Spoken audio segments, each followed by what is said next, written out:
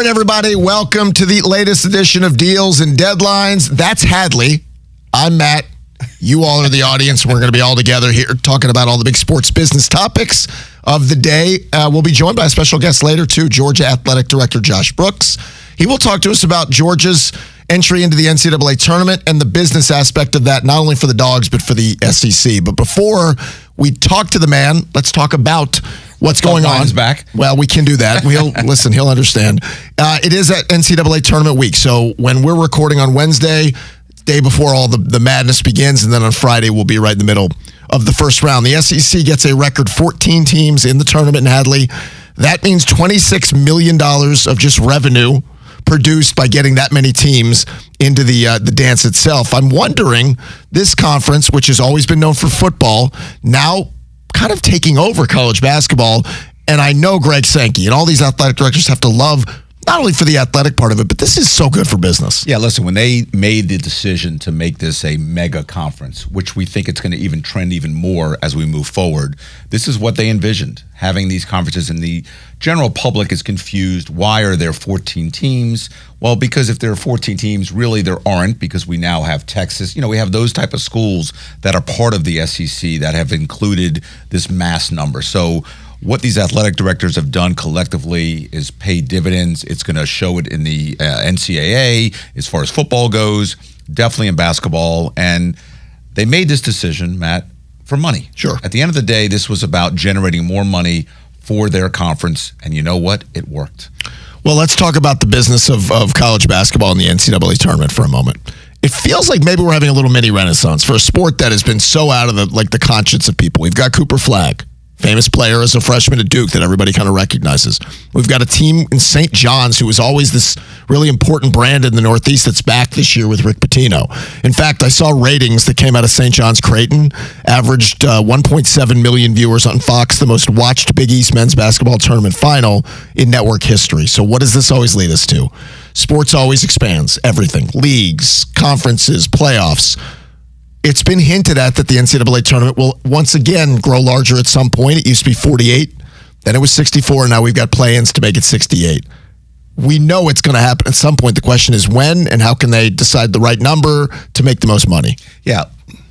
What's happened with the NCAA with basketball is NIL has played a big, big role in this. I mean, St. John's can become relevant again because you have a great coach, Pitino, but more importantly, you have money behind him now that you can bring in players and compete with the SEC schools, the Power 4 schools.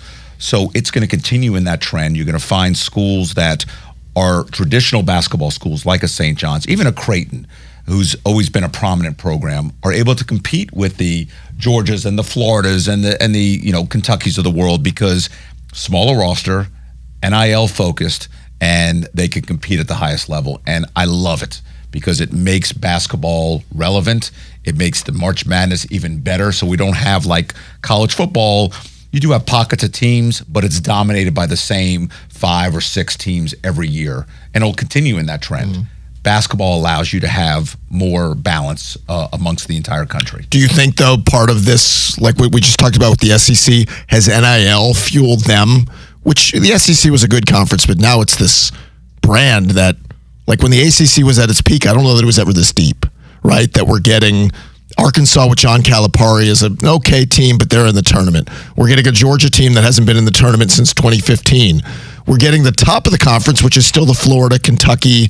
Now we've got Alabama, Auburn, these football brands who have moved over. How much of the NIL has impacted that? 100%. I just came back actually from Nashville. I was there for the SEC tournament.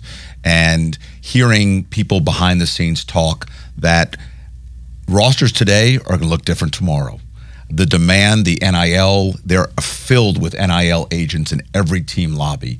They are lobbying for their clients to either stay with that current team or go to the next team. So it's big business. It's only getting bigger, and it's really benefiting the players. And by the way, coaches are now benefiting from it as well because they're going to go ahead and see that they can generate more money. They're going to make higher salaries. And so, cha-ching. I mean, everybody across the board in college basketball is making money. All right, let's pivot and talk about the big news around the NFL this week. The Cincinnati Bengals, who have been notoriously a cheap franchise. I mean, they've earned that reputation. Well, they were anything but cheap By the this way, week. rightfully so. Yeah, they've earned I've it. dealt with them over Sure. the last 30 years, and every agent would tell you, great family history, The Brown great family, franchise, but they are very cheap when it comes to spending big money, especially on multiple players. Okay, so this week they made Jamar Chase the richest wide receiver and the richest non-quarterback now in NFL history, and they also made T. Higgins, and I like when we label him, the highest paid number 2 Right. receiver in the National Football League in NFL history. So looking at the money that Burrow makes, that Jamar Chase and now T. Higgins, you're talking about $110 million a year in their AAV. Now, it can be played with the cap, and they can do different things. First of all, when you're talking about building a team that way, there's still a cap. I know it's movable, and you could do some different things. It's a very Miami Dolphins approach that we saw a couple of years ago when they signed Tyreek Hill, and they paid Jalen Waddle, and they paid Tua. It's hard to fill out a bunch of other areas of need. Well, you can fill out whatever you want to fill out. I mean, let's explain again to the audience. We do have a salary cap in the NFL. However, that salary cap can move. Mm-hmm. So the actual dollar spent can be unlimited because you can push it to future years and kind of push it down the road. And signing bonuses are prorated. So that total dollar amount doesn't count against the cap. So it's unlimited. I think more teams, I'm glad that the Bengals are doing this because they are notorious being a cheap franchise. The fact that they're doing it, I think you're going to see more teams do it. Trey Hendrickson, they're going to spend money to win. I mean, they know they need to win under Joe Burrow. That window is only so big that they have to win now and keep the tools around him to help him win. So let's talk about Trey Hendrickson. That's the perfect place to go. They're talking about doing a deal with him, and you're talking about $30 million plus. I mean, he just saw what a couple of pass rushers made, and here's the most productive pass rusher in the league over the last couple of years. I'm going to ask you a question I know you're going to say yes to. Can they afford to do it? But does it make the most financial sense when you're going to have such a top-heavy cap sheet and you're trying to fill out depth to be more than just a fun offense and compete that way? Yeah, I think they can win. Again, you can massage the cap to bring that cap number down to still fill in those role players. You have to believe in the draft. You've got to fill in it with guys that are quality veterans that are playing for maybe what they call VSB deals. So you can definitely fill it. They are a good team. They could become a great team, and having these key pieces in place are key. And I'm so thrilled that the Brown family with the Bengals is spending this kind of money. If they do it with Trey, it even shows it more and more franchises will spend money. Sort of like we talked about in baseball. People talk about the Yankees and the Dodgers. Oh, they're spending all this money. You can spend this money if you're the Tampa Bay Rays and smaller franchises. You're choosing not to. When you see the lesser financial franchises spend this kind of money, it only helps the game out. It helps the players out. And I think it's great for the NFL and all sports. I agree with you to some extent. If it's me and I'm team building, paying Jamar Chase is a no-brainer. Paying Joe Burrow's no-brainer, and say with Trey Hendrickson. I guess where I would draw the line, if I'm roster construction, is I'm not paying T. Higgins that kind of money. I would think Joe Burrow's supposed to make whoever's in that spot better. Joe Burrow's supposed to be a star, and I think a lot of Joe Burrow. We've never seen Burrow, though, without Jamar, without T. Higgins, and without all these pieces. I would allocate those funds to other, what we call more important positions. Left tackle, Trey Hendrickson, cornerback. But again, how you build. Like last year, the Bengals offense was awesome. They couldn't stop anybody, even with Trey Hendrickson. So how they build becomes rather important. And just to use this, we obviously don't know what's going on internally. Joe Burrow's has a say-so. Of course. They listen to what he has to say, like they did with Tom Brady and those type of franchise quarterbacks. He may have said to them, listen, for us to win, we need both these receivers, and you've got to do whatever it takes to get these. They haven't signed Trey Hendrickson yet. No. That may not happen, and therefore there's their missing piece that they sign somebody else or go in a different direction. I remember years ago, Bill Polian shared a story with me with the Colts. We represented and still represent Robert Mathis. And they were willing to pay whatever it took for Robert and Dwight Freeney and Peyton Manning. He felt, as long as I have Peyton, he's going to get me the lead, and I have Robert and Dwight going to protect the lead. And so those were the cornerstones that they built around for all those years that took them to multiple Super Bowls and a Super Bowl championship. And those are the pillar positions Correct. that you look at. All right, one fun thing that popped up on social media this week that I wanted to get your opinion on. With the escalation of the quarterback salaries, and they're just going to keep getting larger and larger. after Jaden Daniels had that spectacular rookie season, people were already trying to guess at what his contract would look like down the road. So there was an idea of a 5-year, $400 million deal, which sounds ludicrous, but I guess it's not. Just based on where we're going, and by the time he comes up, like if you're the Commanders, you've got to start sort of planning for that in the back of your mind. 100%. Josh Harris, their new owner, is a great owner, willing to spend money, willing to build the franchise that once was in the 70s and 80s. We can project he can't renegotiate. At the earliest would be after his 3rd year. So we still have 2 more years to worry about that. Plus he has a 4th year and a 5th year option. So the Commanders have some leverage with that. But salaries are going up. If you look back 10, 12, 15 years ago, the highest paid quarterback was Drew Brees at $22, $23 million a year. We're at 50 plus. We're at 60. Well, Josh Allen just got his, right? So you're at 150% increase from back then. The numbers are only going up. As long as the TV revenues are going up, attendance is going up, franchise values are going up, salaries are going to go up. So it's not crazy to think that Jaden or anyone like that could demand those type of salaries moving forward. Again, what we're trying to see on the agent community is not just the total averages, it's the more guarantees. That's really the job security, that's the financial security, that's the generational wealth that we're trying to develop with all these players.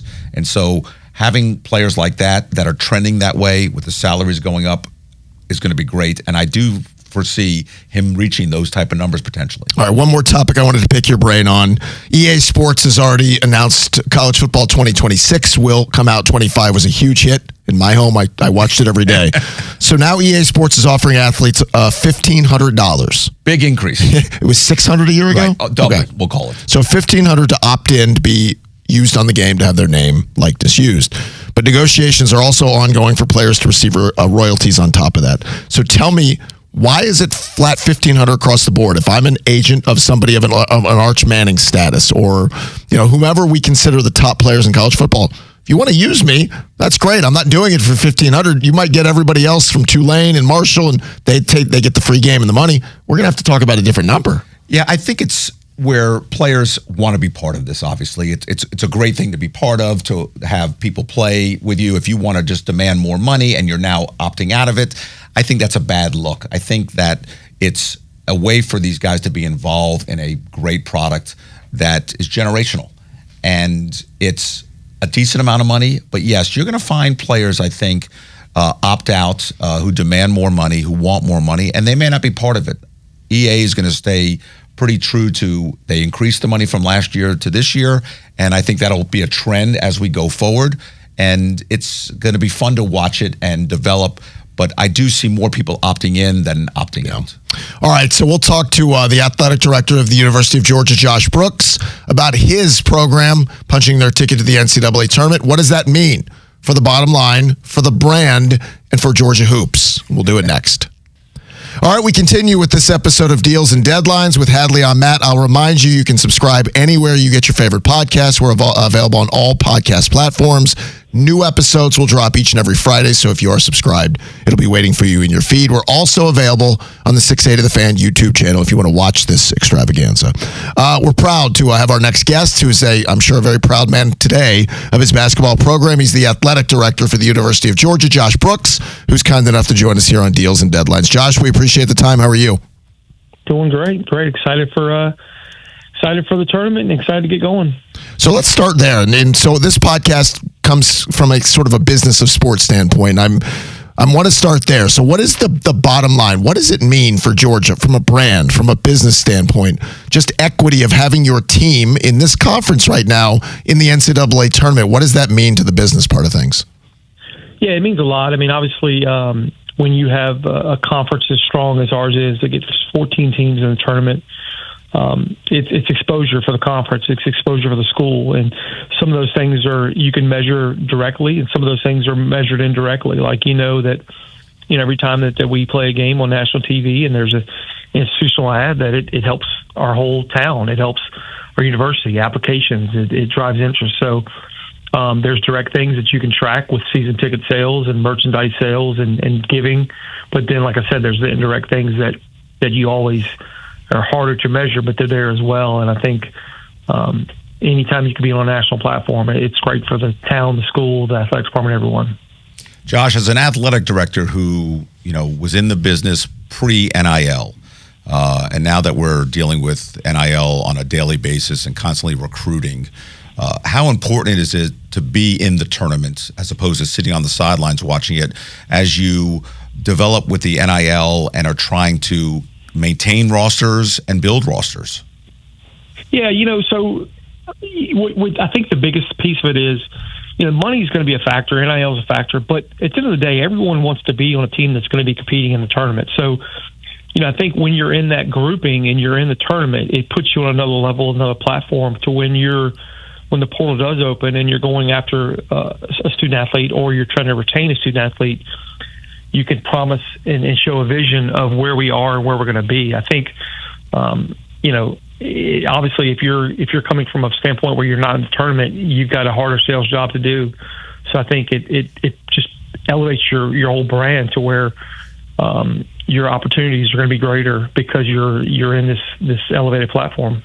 Josh, I've grown up here, and it always fascinates me that what Georgia football is this monster, and trying to get Georgia basketball kind of up that ladder. And we talk about investment of trying to make sure the fans see a product that you're investing in. So that's from Stegman, that's from the coaching staff, that's from everything you do. How does this basketball program elevate to a place where we've seen Auburn and Alabama and Tennessee and some of the other SEC, Florida, some of the other SEC powers? How does Georgia get there consistently? Yeah, I think it's something you got to be pragmatic about and honest. You can wish it all you want, but it's going to take time, and we've seen that. But I'm so excited for what Mike inherited. The team the year before he got here was 6-26 and 220 in the net, and then he went to 220 to 150 to 150 to 80. Now we're in the 30s.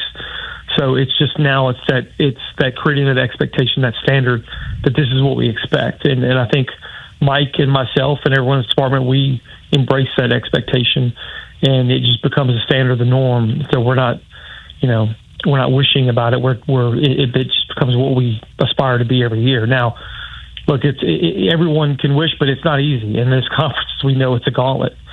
But the good news is, we're in a situation where 14 of the 16 teams got in the tournament. So if this becomes a situation like baseball and softball and other sports in the SEC where we're going to be able to place a lot of teams in the tournament, it's going to bode well for us. So you just want to do really well in your non-conference games and be competitive in conference, and you'll have a shot to be in the mix every year. And speaking of expectations, obviously UGA football, when you get there as the athletic director, you win multiple national championships. So conversely, because of those high expectations, do you feel the pressure because of the fact that, if you don't win a national championship, fans and just people in general expect it, even though you're a top 5 team, top 3 team, and there's that undue pressure because of the success that you all have had in recent years? Yeah, and look, honestly, the pressure that the coaches put on themselves, the pressure I put on myself is greater than what any fan or person could put on me, because this is how we're wired. And, I lay awake at night wanting to be competitive in everything we do, from track and field to football and everything in between. So I get it, and I appreciate, and we need that passion from the fan base, and we need that expectation, because without that passion, you don't have the support that you need to be successful. But honestly, the pressure I put on myself every single day to want to be great in everything we do is what drives me. And I think if you're not internally motivated, then you're just too reliant on external factors. I don't think that's a healthy place to be. So I think you've got to be wired that way, to where you want that expectation, you want that drive, and it drives you crazy. I mean, that's what it takes, Josh, I want to ask you about stability in coaching in college basketball. We know how this game works, right? You have success, maybe somebody becomes more interested in your head coach.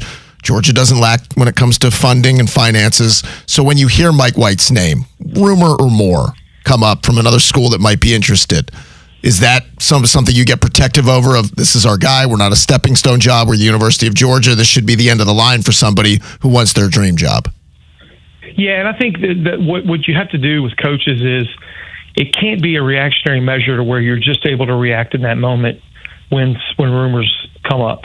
You've got to do the groundwork 365, whether it's supporting them, whether it's being there for them, whether it's communicating to where there's an open level of trust there, to where they're not even in that headspace or mindset to where they're wanting to entertain it. And some things are human nature. You never know what would come up, but that's where I rely on the relationships I develop, hopefully 365 with our coaches, to where, they know that we're going to support them, whether it's resources for their program, resources for them personally, but we also have the relationship and we're in the trenches with them and supporting them through good and bad, that they know that this is a place they want to be. And look, we got a little bit of cheat code. I mean, Athens is a phenomenal place to live and be. So from that standpoint, we feel we have a great thing to offer. But I think, again, it's something that you better not be reactive in that moment. You better have done the homework, leading up to that point to where you've got the relationship to be ready for those things that may come up. And I don't think that's just basketball. I think that's probably with all your coaches and staff, that you have to be proactive about it. I can tell you, I was at the Florida-Georgia game in Athens, and you said that wrong, by the way. I know. Yeah, that would be the Georgia-Florida game. Sorry.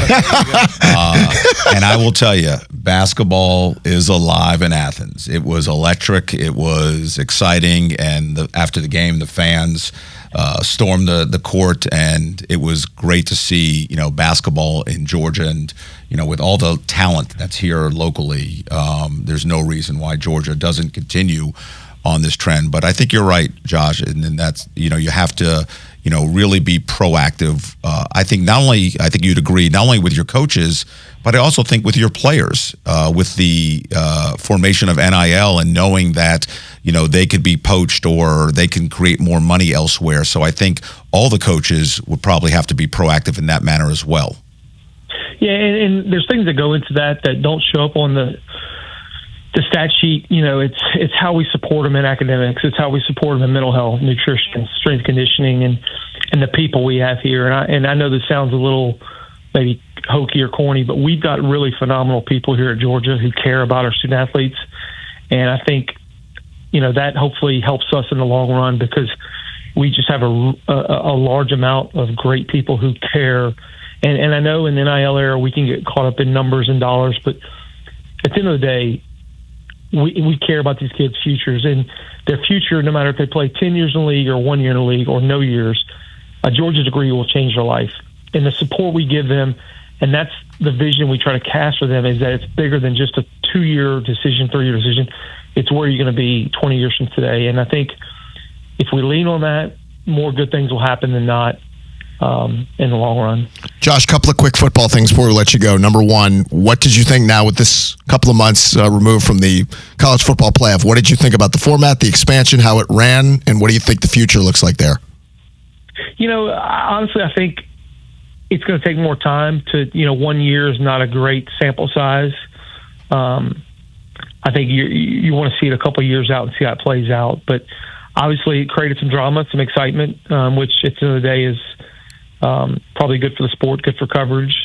And at the end of the day, there's more teams in the mix for that 12 as opposed to teams fighting for 4 spots. There's teams fighting for 12 spots.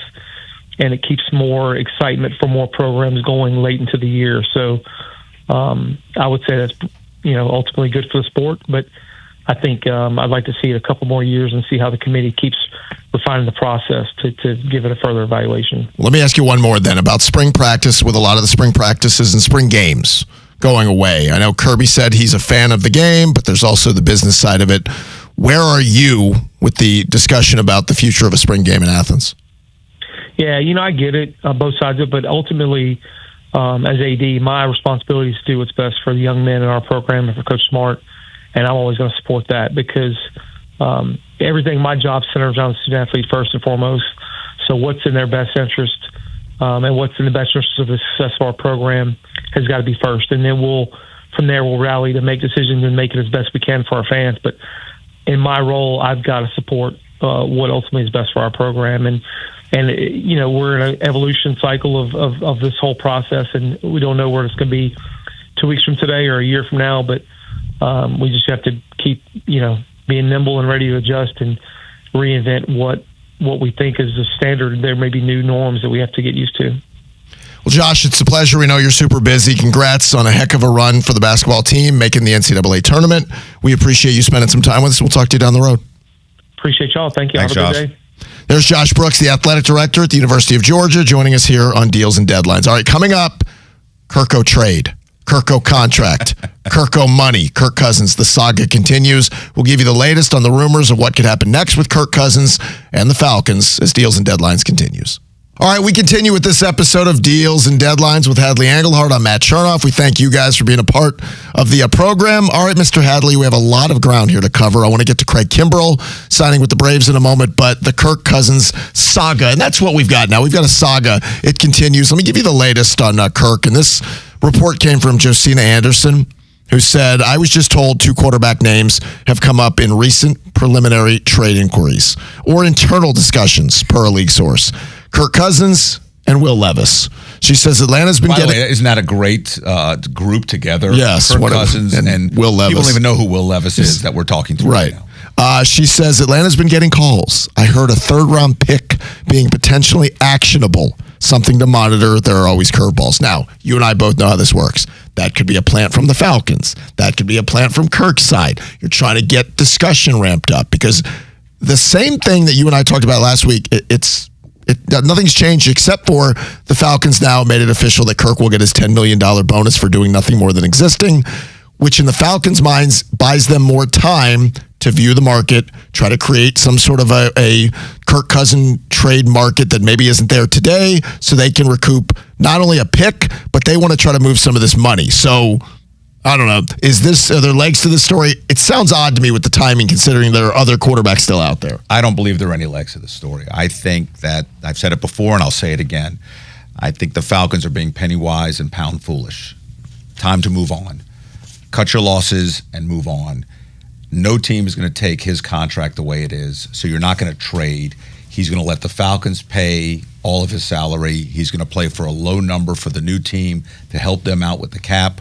There's ill will because they're not willing to work with him and move on from him. And so, the consolation prize for Kirk Cousins is I'm going to get all my money. I just got a $10 million check in March. Mm-hmm. I'm not going to play for this team. This team is not a Super Bowl contender, so they're being foolish about it. All these rumors from Josina or anyone else are just rumors. Yeah. I don't think there's any legs to any of this stuff. Time to move on and let Kirk go play for whoever he wants to play with, and the Falcons move on from it. I would agree. Now, here's the one thing I would say, and I have not defended them in this at all. It's March. You can keep this stance now. I wouldn't have paid the $10 million, but in March you can say, all right, it's fine. Here's the part that's being left out of this. All your focus should be on Michael Penix. So let's say there's a 10% chance that they're like, yeah, we'll live with Kirk as our backup. He'll be the most expensive backup in franchise history, but we paid him and we want to be stubborn. Well, now you're asking for distraction around your star quarterback who you're trying to promote him as now the face of the franchise. The last thing they're going to need is Michael Penix, getting hurt, and then all of a sudden Kirk's got to play, and if he comes in and plays well, it creates a problem. Or if Michael struggles, like a lot of young quarterbacks can, and you've got this $37 million quarterback standing there who wants to play. It's just creating something where you don't need it. It's not good for Penix. The psyche of him. The things the Falcons have in their favor right now is time. Just like you said, it's March.